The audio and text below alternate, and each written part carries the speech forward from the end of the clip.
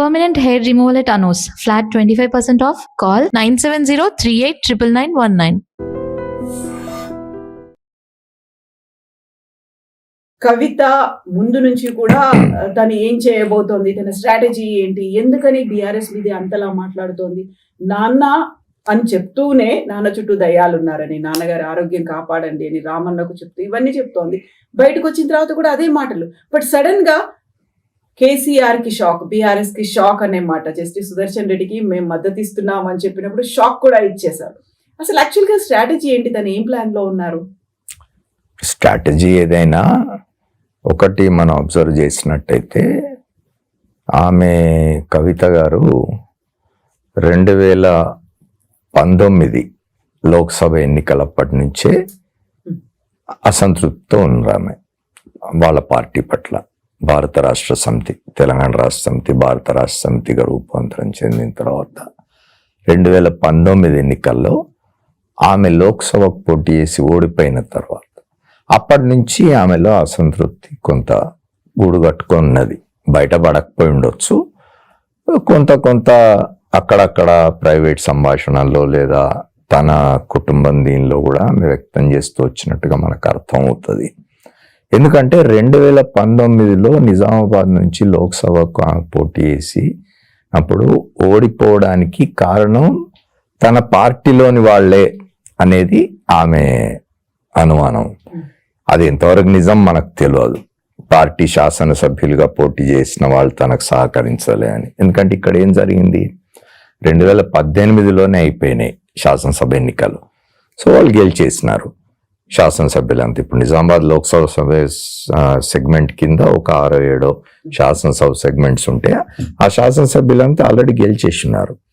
లోక్సభకు అసెంబ్లీకి ఎన్నికలు కలిసి వస్తే ఏమవుతుందంటే శాసనసభ సెగ్మెంట్స్ కూడా ఉంటాయి కాబట్టి లోక్సభ అభ్యర్థికి ఈజీ అయిపోతుంది. ప్రచారం విషయంలో అయినా లేదా డబ్బు వ్యయం విషయంలో అయినా ఇంకోటైనా 7 సెగ్మెంట్లలో శాసనసభ అభ్యర్థులు కూడా ఉన్నారు తన పార్టీకి సంబంధించిన వాళ్ళు కాబట్టి వాళ్ళు తన కోసం పనిచేస్తారు. తన పని ఈజీ అవుతుంది. అప్పుడు ఏమవుతుందంటే శాసనసభ్యులు కూడా జాగ్రత్తగా పార్టీ గుర్తుకే ఓటు పడేట్టుగా శ్రమించేందుకు ఎక్కువ అవకాశాలు ఉంటాయి. శాసనసభ్యులు ఎన్నికలు అయిపోయి వాళ్ళు ఒకసారి శాసనసభ్యులు అయిపోయిన తర్వాత లోక్సభ వాళ్ళు ఎందుకు పెద్దగా పట్టించుకుంటారు అనేది ఒకటి. రెండవది, ఉద్దేశపూర్వకంగానే తనను ఓడించడానికి ఇట్లా శాసనసభ్యులు కూడా వ్యతిరేకం చేసినారు. ఆ వ్యతిరేకం చేయడానికి తమ పార్టీలోని కొంతమంది ముఖ్యులే కారణం అనే ఇది ఆమె పెట్టుకున్నారు అప్పటి నుంచే. అది అట్లా పోతూ ఏమైంది, సరే మధ్యలో ఆమెను పాసిఫై చేయడానికో లేకపోతే ఇంకా ఏ కారణం చేతనైనా విమర్శలు వస్తున్నప్పటికీ కేసీఆర్ ఆమెను మండలికి పంపించినారు. విమర్శలు ఏమిటి అంటే, వేరే వాళ్ళ అర్హులు చాలా మంది ఉండగా లోక్సభకు ఓడిపోయిన తన కూతురికి ఎమ్మెల్సీ కట్టబెట్టుకున్నాడనే విమర్శ చాలా పెద్ద ఎత్తున వచ్చింది. అయినా సరే ఆయన ఆమెకు ఎమ్మెల్సీ ఇచ్చినాడు. ఎమ్మెల్సీ ఇచ్చినందువల్ల ఆమె సంతృప్తి చెందినారా లేదా మనకు తెలియదు. కానీ ఆ తర్వాత లోక్సభలో 19లో ఓడిపోయిన దగ్గర మొదలైన అసంతృప్తి లిక్కర్ స్కామ్లో ఆమెను జైలుకు పంపినప్పుడు పార్టీ కానీ నాయకత్వం కానీ సొంత తండ్రి కానీ అన్న కానీ లేకపోతే పార్టీలోని ముఖ్యులు కానీ పెద్దగా దీని మీద ఎఫర్ట్ చేయలేదు, తనను రక్షించే ప్రయత్నం వీళ్ళెవరు చేయలేదు అనే ఒక అభిప్రాయంతో ఆమె ఉన్నారు. అది మరింత తోడైంది. లోక్సభలో ఓటమి, ఆ తర్వాత లిక్కర్ స్కామ్లో జైలుకు పోవడం, పార్టీ నిరాసక్తత, తనను పట్టించుకుపోవడం, ఇవన్నీ బాగా పనిచేసినాయి. అక్కడి నుంచి వచ్చిన తర్వాత బెయిల్ మీద వచ్చిన తర్వాత బయట అంటే కేసీఆర్ను కేటీఆర్ని అలా పార్టీని సమర్థించే వాళ్ళు, కవితను విమర్శించే వాళ్ళు ఏం చెప్తారంటే, పట్టించుకోకపోతే 3-4 సార్లు కేటీ రామారావు కానీ హరీష్ రావు గారు కానీ ఎందుకు ఢిల్లీ వెళ్తారు, ఎందుకు తిరుగుతారు అని. సరే, కుటుంబ సభ్యురాలు, చెల్లెలు, కూతురు కాబట్టి ఆమెకు బెయిల్ ఇప్పించుకోవడానికి వాళ్ళ ప్రయత్నాలు వాళ్ళు చేసినారు. కానీ పొలిటికల్గా మాత్రం తనను పూర్తిగా తొక్కేస్తున్నారు అనే ఒక అభిప్రాయం ఆమెలో కలిగింది. వచ్చిన తర్వాత ఏం జరిగింది, బెయిల్ మీద వచ్చిన తర్వాత నువ్వు కొంతకాలం మౌనంగా ఉండు అని కుటుంబమే చెప్పింది అని. ఒక 3 మాసాలు 4 మాసాల పాటు ఆమె బయటికి రాలేదు, మీరు గమనించుంటే. అది మరింత ఇది చేసింది, ఆమెలో అసహనానికి గురి చేసింది. ఇక ఆ పరిస్థితుల్లో ఆమె బయటపడాల్సి వచ్చింది.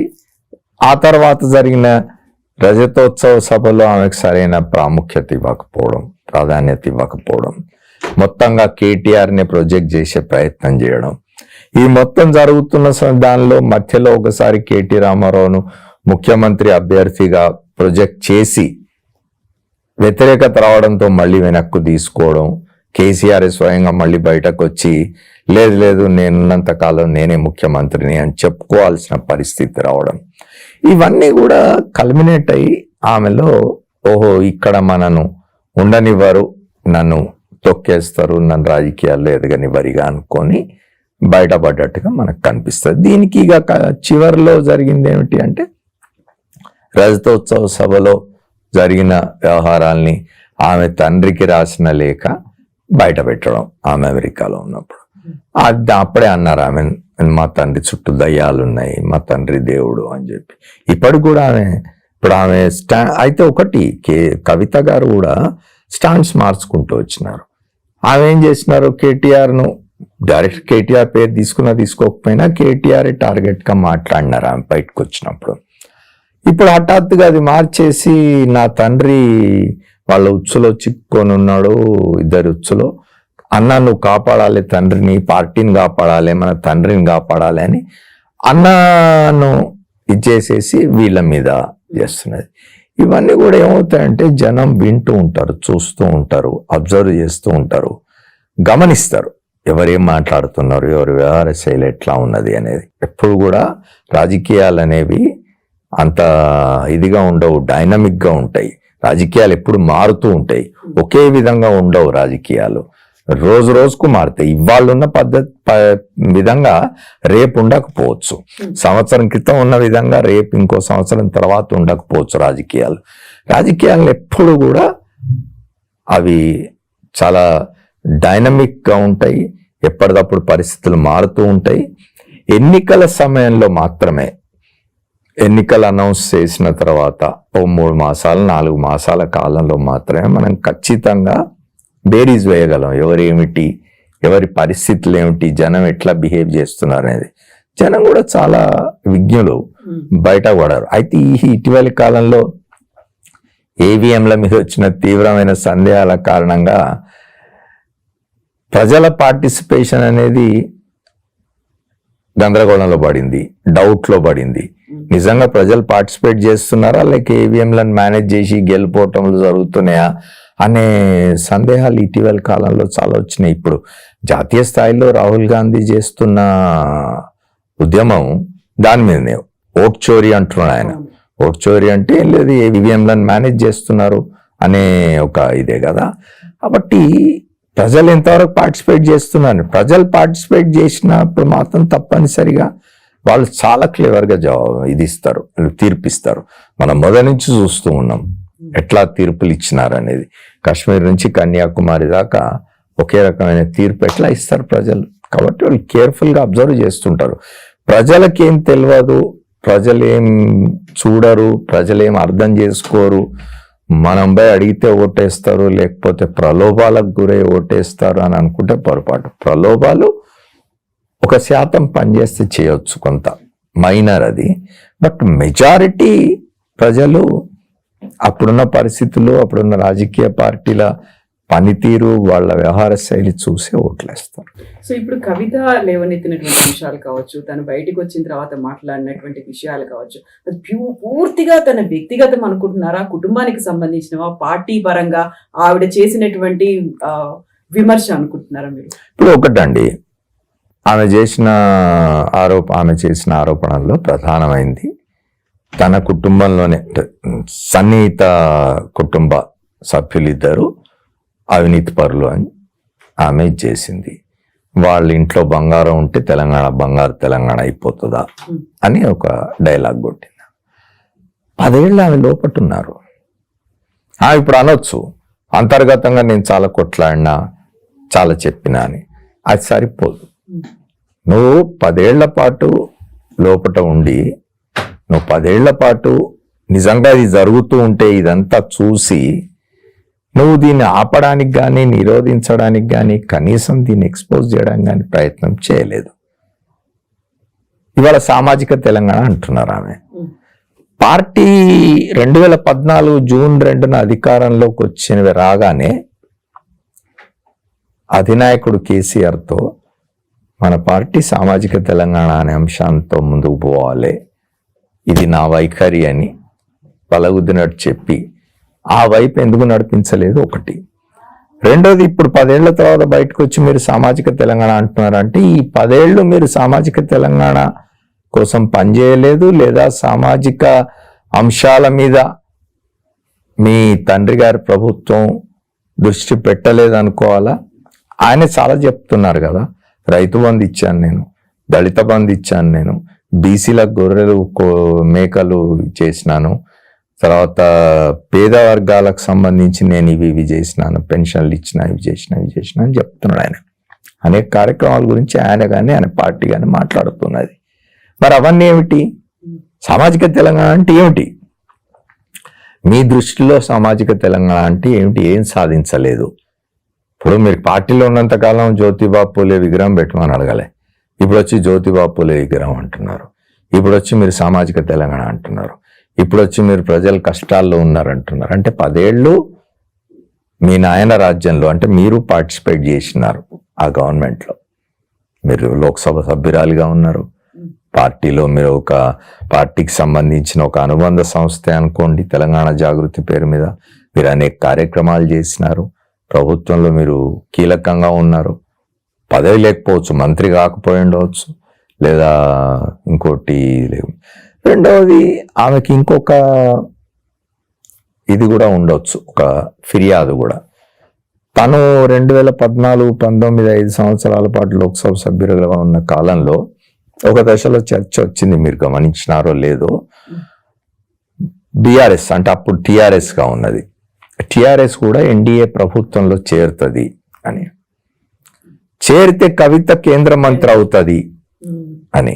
అయితే కవితను కేంద్ర మంత్రివర్గంలోకి తీసుకోవద్దు అని కేసీఆర్, కేటీఆర్ వాళ్ళ పార్టీకి సంబంధించిన వాళ్ళు అడ్డుకొట్టినారనే ఒక కోపం కూడా ఆమెకు ఉండొచ్చు, ఆగ్రహం కూడా ఆమెకు ఉండొచ్చు. ఇట్లాంటివన్నీ పనిచేసి ఆమె, అయితే ఇక్కడ ఇవన్నీ పనిచేసి బయటికి వచ్చిందా, ఏం జరిగిందా అనేది అట్లా పెట్టి ఇంకొక వైపు నుంచి మాట్లాడితే కుటుంబంలోనే ఆమెను ఇట్లా ప్రేరేపించి చేయిస్తున్నారు, కుటుంబంలోనే ఎవరో అనేది అదొక చర్చ కూడా జరుగుతున్నది. కావాలనే ఆమెతో మాట్లాడిస్తున్నారు, టార్గెట్ చేసి ఎవరో ఒకళ్ళని బయటికి పంపించడం కోసం ఇదంతా చేస్తున్నారు అని. కానీ ఇవన్నీ ఏమవుతాయంటండి, మీరు ఇంటర్నల్గా ఏం మాట్లాడుకున్నా ఏం చేసినా బయట జనానికి కనిపించేది నమ్ముతారు వాళ్ళు. ఇప్పుడు ఆమె రెబెల్ అయి బయటకు వచ్చినారు అంటే ఏమిటి? టిఆర్ఎస్లో మొదటి నుంచి కూడా అంత సవ్యంగా లేదు, సబ్ ఠీక్ నీయే, లోపల ఏదో జరుగుతున్నది, ఏమో బయటకు వచ్చి చెప్తున్నది అనేది అయితే జనాలు నమ్ముతారు కదా. మీరు లోపల ఏ అండర్స్టాండింగ్ తోటైనా ఏ అవగాహన తోటైనా మీరు బయటకు వచ్చి మాట్లాడుతూ ఉండొచ్చు, కానీ అంతిమంగా మీరు ఇవాళ చేస్తున్న దానివల్ల ఆ పార్టీకి అయితే నష్టం జరుగుతుంది. మీరు ఉద్దేశపూర్వకంగా చేసినా అన్ఇంటెన్షనల్గా చేసినా కూడా ఆ పార్టీకి నష్టం అయితే జరగబోతున్నది. ఎంతో కొంత ఎంత జరుగుతుంది అనేది వేరు. ఆ పార్టీ ఎంత కోపపై బయటకు వస్తుంది, పైకి వస్తుంది, జనంలో కాంగ్రెస్ పట్ల వ్యతిరేకత ఉందా, కాంగ్రెస్ పట్ల ఇంకా అనుకూలత పెరుగుతున్నదా, బీఆర్ఎస్ ఎట్లా దాన్ని అధిగమించగలదు అనేది ఇవన్నీ కూడా ఇంకా 3 ఏళ్ల సమయం ఉన్నది ఇక్కడ. ఇప్పుడు ఏం జరుగుతుంది, మీకు 2018 అంత మంచి విజయం సాధించి 2023 వచ్చేసరికి పూర్తిగా చతికిలబడింది ఆ పార్టీ. హైదరాబాద్ చుట్టుపక్కల నియోజకవర్గాలు తప్ప మీరు ప్రధానమైంది ఉత్తర తెలంగాణ, దక్షిణ తెలంగాణలో బీఆర్ఎస్ నష్టపోయింది బాగా. ఆ తర్వాత జరిగిన లోక్సభ ఎన్నికల్లో ఒక్క స్థానం కూడా సంపాదించలేని స్థితి. 10 ఏళ్ళు, దాదాపు 13 సంవత్సరాలు రాష్ట్ర సాధన కోసం కొట్లాడి 10 ఏళ్ళు దాదాపు అధికారంలో ఉండి ఇన్ని ప్రజలకు ఇన్ని చేసినామని చెప్తున్న పార్టీ లోకసభ ఎన్నికల్లో పూర్తిగా చతికిలబడ్డం అనేది, ఒక్క స్థానం కూడా గెలవలేకపోవడం అనేది ఆ పార్టీ స్థితి ఎట్లా ఉన్నదనేది అర్థం అవుతుంది. దాన్ని మరి అందులోంచి లేపి మళ్ళీ ఎన్నికలకు సన్నద్ధం చేసి 2028లో అధికారంలోకి రావడానికి ఆ పార్టీ అంత ఇది కాగలదా అనేది చూడాలి. అలా ఇంకొక అంశం ఏమవుతుందంటే, మనం చూసినట్టయితే సరే రకరకాల మాటలు రకరకాల ప్రచారాలు నవ్వి బయట, కానీ ఆ పార్టీ మొత్తానికి ఒక ఫేస్ లేదా ఒక ఐకాన్ అయిన చంద్రశేఖరరావు గారు ఈ మధ్య బయటికి రావడం లేదు. అసలు ఆయన ఆరోగ్యం బాగాలేదని ఇంకోటని ఏవో చెప్తూ ఉన్నారు. ఏది కారణం ఏదైనా కూడా ఆయన నిలబడి లీడ్ చేయాల్సిందే. ఇప్పుడు ఆయన ఇంకెవరికి అప్పగించినా కూడా ఆ పార్టీ కక్కావికలు కావడం అనేది గ్యారంటీ. సో మీరు చెప్పినట్టుగా 2018 అసెంబ్లీ, 2019 పార్లమెంట్ ఎన్నికల్లో ఆల్మోస్ట్ 2023కి వచ్చేసరికి 50 అసెంబ్లీ కావచ్చు, 12 ఎంపీలు కోల్పోవడానికి రీజన్స్ కూడా ఎలక్షన్స్ ముందు జరిగినటువంటి కొన్ని పరిణామాలు, లేకుంటే 2 సార్లు అదే ప్రభుత్వం ఉంది కాబట్టి ప్రభుత్వ వ్యతిరేకతను మార్పు కోరుకున్నారో అనుకుంటే, ఇప్పుడు మళ్ళీ ఎలక్షన్స్ రావడానికి 3 ఏళ్ల కాలం ఉంది. ఈ 3 ఏళ్ల కాలంలో మీరు చెప్పినట్టుగా కవిత ఇంపాక్టో లేకుంటే కవిత వల్ల వచ్చినటువంటి నష్టానికో భర్తీ చేసుకునే స్కోప్ కూడా ఉంది. 3 years అనేది చాలా పెద్ద టైమే అవుతుంది. బట్ ఇప్పుడు ఇంత జరిగింది అనేది 3 ఏళ్ల తర్వాత కూడా ప్రజలు గుర్తుపెట్టుకుంటారంటారా? అదే నేను చెప్పేది, నేను ప్రారంభంలో చెప్పిన మీకు, ఎన్నికలు వచ్చే నాటికి ఇష్యూస్ మారిపోతాయి అమ్మా. ఎన్నికలు వచ్చే నాటికి కవిత ఏం చేస్తుంటది, కవిత ఎక్కడ ఉంటుంది, బీఆర్ఎస్ పరిస్థితి ఏంది, ఈ 3 ఏళ్ళు బీఆర్ఎస్ కాండక్ట్ ఏమిటి, ఎట్లా తనని తాను ప్రజల్లోకి తీసుకుపోయి ప్రజల మెప్పు పొందడానికి ఏం పని చేస్తుంది 3 ఏళ్ళు అనేది చూడాలి. మన 2 ఏళ్ళు అయితే అయిపోయినాయి. రేపు నవంబర్ వస్తే డిసెంబర్ 7న కొత్త ప్రభుత్వం వచ్చింది మన దగ్గర 23లో. సో 2 ఏళ్ళు పూర్తవుతుంది డిసెంబర్ 7కి. మరి పూర్తయ్యే నాటికి ఈ 2 ఏళ్లలో ఏమిటి మీ ప్రోగ్రెస్ రిపోర్ట్? ఇప్పుడు ఒక్కటమ్మా, రేవంత్ రెడ్డిని కేటీ రామారావు తిట్టడం, కేటీ రామారావు రేవంత్ రెడ్డి తిట్టడం, ఇవన్నీ పార్టీ ఏదో బలోపేతం అవుతుంది అని మురిసిపోవడానికి వీల్లేదు. అవన్నీ కూడా పొలిటికల్ దీనిలో మాట్లాడుకుంటారు, తిట్టుకుంటారు, ప్రజలకు కూడా తెలుసు అవన్నీ. ఇప్పుడు ఇవాళ కేటీ రామారావు గారు కాంగ్రెస్ ప్రభుత్వాన్ని, రేవంత్ రెడ్డిని చేస్తున్న విమర్శలు, తిడుతున్న తిట్లు, అటు ముఖ్యమంత్రి రేవంత్ రెడ్డి గారు దానికి జవాబుగా వీళ్ళ మీద చేస్తున్న విమర్శలు, ఇవన్నీ కూడా వ్యక్తిగతం అయిపోతాయి. రేపు ఇష్యూస్ ఏమున్నాయి అనేది వస్తుంది.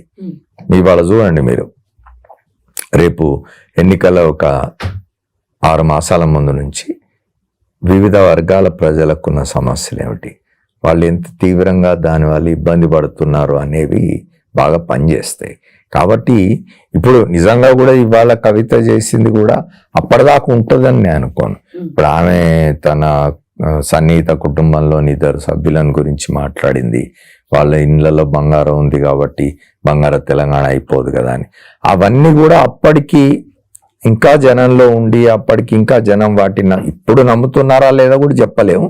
రేపు అప్పటికైతే ఇంకా అసలు అవన్నీ ఫేడ్ అయిపోవచ్చు, కొత్త ఇష్యూస్ రావచ్చు, ఇంకేమైనా కొత్త సమస్యలు రావచ్చు. అవి బీఆర్ఎస్ కు అనుకూలంగా పనిచేసే సమస్యలు కావచ్చు, లేదా బీఆర్ఎస్ ను మరింత ఇబ్బందులో పడేసే సమస్యలు కావచ్చు, చెప్పలేము. కాంగ్రెస్ పర్ఫార్మెన్స్ మీద కూడా ఆధారపడి ఉంటుంది. వాళ్ళ ప్రభుత్వ పనితీరు ఎలా ఉంది, అంతే కదా, మంత్రివర్గం ఏం చేస్తుంది, ఎట్లా పనిచేస్తున్నారు ప్రభుత్వం, how the government is delivering the goods to people అనేది కూడా చూస్తారు ప్రజలు. బీఆర్ఎస్ కవితని సస్పెండ్ చేసి 10 రోజులు అవుతుంది. 10 రోజుల్లో కవిత డెవలప్మెంట్స్ ఏమైనా ఉన్నాయా, లేకుంటే ఫ్యూచర్ స్ట్రాటజీ ఏంటి, తను ఏం చేయబోతోంది అనే దానికి సంబంధించి ఇప్పటికీ ఎలాంటి ప్రకటన లేదు, ఒక స్పష్టత కూడా లేదు. కాకపోతే ఇంట్రెస్టింగ్ థింగ్, కేసీఆర్ పుట్టినటువంటి ఊరు, ఆ చిన్నప్పుడు తను పెరిగినటువంటి ఊరు చింతమడక నుంచి కొంతమంది గ్రామస్తులు వచ్చారు, కవితని బతుకమ్మ సెలబ్రేషన్స్ కోసం మా దగ్గరికి రండి, పండుగ సెలబ్రేట్ చేసుకోండి అని పిలిచారు. అంటే అక్కడి నుంచి ఒక తనకి పాజిటివ్ ఆస్పెక్ట్ ఏదైనా కనిపిస్తుంది అంటారా? వాళ్ళకు వెల్కమ్ చేస్తున్నారని చెప్పొచ్చా? ఇది ఎట్లా ఉంది అసలు? ఇప్పుడు ఒక గ్రామం, అది కూడా ఏమిటి వాళ్ళ స్వగ్రామం అది. ఇప్పుడు కవిత నిజామాబాద్ జిల్లా అబ్బాయిని పెళ్లి చేసుకున్నా ఆమె తండ్రికి సంబంధించిన విలేజ్ అది. Hmm. ఆ విలేజ్ తో ఆమెకు తప్పనిసరిగా విలేజ్ లో ఉన్న జనంతో వాళ్ళతో పరిచయాలు ఉంటాయి, సంబంధాలు ఉంటాయి, అనుబంధాలు ఉంటాయి. అక్కడి నుంచి కొంతమంది వచ్చి పిలవడానికి పెద్ద పొలిటికల్ ఇంపార్టెన్స్ దానికి ఇవ్వాల్సిన అవసరం లేదు. ఇప్పుడు ఇంకోటి ఏమిటి అంటే ఆమె ఈ బతుకమ్మ అనేది తెలంగాణ జాగృతి పెట్టిన నాటి నుంచి ఉద్యమ కాలం నుంచి కూడా దీన్ని ఒక మూమెంట్ లా తీసబోతున్నాయి. అసలు ఒక దశలోనైతే కవిత బతుకమ్మని కనుక్కున్నదేమో, అంతకుముందు తెలంగాణలో ఎవరు బతుకమ్మ ఆడేవాళ్ళు కాదేమో అనుకునే అంత హైప్ ఇచ్చినారు దానికి, which is not correct. Bathukamma అనేది మనందరం మన జీవన విధానంలో ఒక భాగం. అది మన తెలంగాణ ప్రజల సాంస్కృతిక జీవనంలో అదొక భాగంగా ఉన్నది. అది వాళ్ళ కొత్తగా కవిత వచ్చి నేర్పించడము, జాగృతి వచ్చి నేర్పించడము, ఇంకోటి వచ్చి నేర్పించడము అనేది సరైనది. అయితే దానికి ఒక ఏమంటారు, దాన్ని ఇంపార్టెంట్ దీనిగా తీసుకొచ్చింది ఆమె.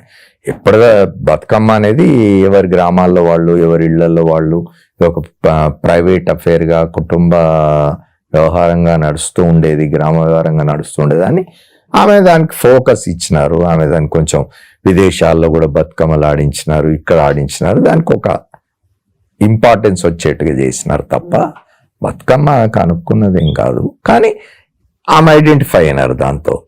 ఎవ్రీ ఇయర్ ఆమె చేస్తూ ఉన్నారు కాబట్టి తప్పనిసరిగా ఇప్పుడు కూడా ఆమె బతుకమ్మ అంటే ఇప్పుడు మైనస్ బీఆర్ఎస్, మొన్నటి వరకు ఆమె బీఆర్ఎస్ లో ఉండి బతుకమ్మలు ఆడినారు, ఆడించినారు. ఇప్పుడు మైనస్ బీఆర్ఎస్ బతుకమ్మలు ఆడాలి, బతుకమ్మలు ఆడించాలి, దానికి వచ్చే రెస్పాన్స్ ఎట్లా ఉంటుంది. మనం ఈ మధ్య చూసినాం అంటే పాలిటిక్స్ అట్లానే ఉంటాయి, కట్ త్రోట్గా ఉంటాయి పాలిటిక్స్. తల్లి లేదు, తండ్రి లేదు, కొడుకు లేడు, కూతురు లేదు అన్నట్టు ఉంటుంది పాలిటిక్స్ లో.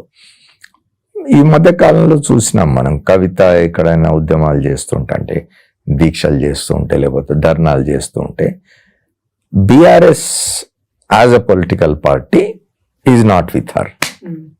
వాళ్ళు ఎవరు ఆ బీఆర్ఎస్ శ్రేణులు కానీ, కింది స్థాయి నాయకులు కానీ, జిల్లా లెవెల్ నాయకులు కానీ వాళ్ళు ఎవరు కూడా పార్టిసిపేట్ చేయడం లేదు. మీరు చూస్తే మీరు కవిత ప్రెస్ కాన్ఫరెన్స్ పెట్టిన, కవిత అదేంటి ధర్నా చౌక్ దగ్గర దీక్ష చేసిన, ఒక ధర్నా చేసిన, కనిపించే వాళ్ళంతా కూడా మీరు చూడండి బీఆర్ఎస్ నోన్ ఫేసెస్ ఏ ఉండవు, మీకు కొత్త వాళ్ళు ఉంటారు. తప్పు కాదు, తప్పేం లేదు కొత్త వాళ్ళు రావడంలో, కానీ అది మనకు క్లియర్ గా కనిపిస్తుంది. అంటే పొలిటికల్ గా ఆమెను ఐసోలేట్ చేస్తున్నారు, అంతవరకు కనిపిస్తున్నది. అది ఇంటర్నల్ గా అవగాహనతో ఆమె చేస్తున్నా బయట శ్రేణులకు తెలియదు, అది కింది స్థాయి నాయకులకు తెలియదు. కాబట్టి సహజంగానే ఆమె పార్టీని ధిక్కరించింది, పార్టీని వ్యతిరేకిస్తున్నది, పార్టీ మీద విమర్శలు చేస్తున్నది, నాయకుల మీద విమర్శలు చేస్తున్నది. కాబట్టి అమ్మో ఆమెతో పోతే మనకు నష్టం జరుగుతుంది అనే మైండ్ సెట్ తో ఉంటారు. సో కవిత ఏం చేసినా అది తన సొంత ఎజెండా, పార్టీకి సంబంధించినటువంటి స్టాండ్ కాదు అన్నట్టుగా బిహేవియర్ అంతా ఉంది. బట్ మీరు ఇప్పుడు ఒక మాట అన్నారు, ఇంటర్నల్ గా ఎవరన్నా చేయిస్తున్నారేమో అనేది. కావాలని కవితని బయటికి పంపించాలా, లేకపోతే కవిత తో లేకుండానే, సంబంధం లేకుండానే బీఆర్ఎస్ పార్టీ ఎదగాలనా, లేకుంటే బీఆర్ఎస్ పార్టీని తనకు మాట చెప్పారు, కుటుంబాన్ని విచ్ఛిన్నం చేశారు, పార్టీని హస్తగతం చేసుకునే ప్రయత్నాలు, కుట్రలు, వెన్నుపోటు అనేది జరుగుతోంది అని. డెలిబరేట్ అటెంప్ట్ అనేది ఎందుకు ఎవరు చేశారనుకుంటున్నారు? ఇప్పుడు ఎవరు చేశారనేది మీరు కానీ నేను కానీ బయట ఉండి మనం చెప్పలేం కదా. మనం కనిపిస్తున్న ఇది వాతావరణం ప్లస్ బయట వస్తున్న ప్రచారం, బయట జరుగుతున్న ప్రచారాన్ని బట్టి కవిత భుజం మీద తుపాకీ పెట్టి ఎవరినో కొట్టే ప్రయత్నం జరుగుతున్నది. ఇది కావాలని ఇంటర్నల్ గానే ఇది ఒక పథక రచన జరిగింది అనే ప్రచారం జరుగుతున్నది. అది ఎంతవరకు నిజం అనేది మనం చెప్పలేము. నిజం అయినా కావచ్చు, ఎందుకంటే రాజకీయాల్లో నేను చెప్పినాను కదా, కట్ త్రోట్, తండ్రి కొడుకులకే ఇది ఉండదు. నిన్న మనం ఎక్కడో తమిళనాడులో అంబుమన్ రామదాస్ తండ్రి కొడుకును పార్టీలోంచి సస్పెండ్ చేసినాడు. లాలూ ప్రసాద్ యాదవ్ తన కొడుకును బయటికి పంపించేసినాడు. అనేక చోట్ల జరుగుతూ ఉంటుంది. బాల్ ఠాక్రే కుటుంబంలో జరిగిన పరిణామాలు చూసినాం మనం. శివసేన చీలిపోయింది రెండుగా. బాల్ ఠాక్రే వంటి నాయకుడు నాయకత్వం వహించిన పార్టీ అది. కుటుంబ తగాదాలు చాలా పార్టీల్లో ఉంటాయి. ఎందుకంటే అధికారం దగ్గరికి వచ్చేసరికి, సంపద దగ్గరికి వచ్చేసరికి, అది రాజకీయాలు కావచ్చు, వ్యాపార సంబంధమైన కుటుంబాలు కావచ్చు, ఇతర కుటుంబాలు కావచ్చు, ఎక్కడైతే అధికారం, ఎక్కడైతే సంపద, ఆస్తులు, డబ్బు ఇట్లాంటివి వస్తాయో అక్కడ ఈ తగాదాలు చాలా కామన్గా కనిపిస్తాయి. మనకు చూసినాం మనం చాలా కుటుంబాల్లో, ఇప్పటికీ రాజకీయ కుటుంబాల్లో ఇప్పటికి జరుగుతున్న చరిత్ర కూడా చూస్తూ ఉన్నాం మనం. Yes, sir. Thank you so much. Thank you very much. And don't forget to subscribe to iDream. And for more videos, Please subscribe to iDream. Please subscribe to iDream. Please subscribe iDream. And please subscribe to iDream. For more videos, subscribe to iDream. please like, share, and subscribe to the channel. Congratulations, iDream. Subscribe to iDream. Subscribe to iDream. So subscribe to iDream Media. iDream ki iDream team andarki huge congratulations. Please subscribe iDream Media. Please subscribe to iDream. Subscribe iDream. Please subscribe to iDream. iDream అంటే నా కళల ఛానల్ను subscribe చేసుకున్న నోరు తిరుగుతలేదు, మీరైతే గంట గుర్తు కొట్టండి. For more such videos, please subscribe to iDream. Subscribe to iDream. Please subscribe to iDream. Please subscribe iDream Media. Please do subscribe to iDream. Please subscribe to iDream Media. For best entertainment and information, please subscribe iDream.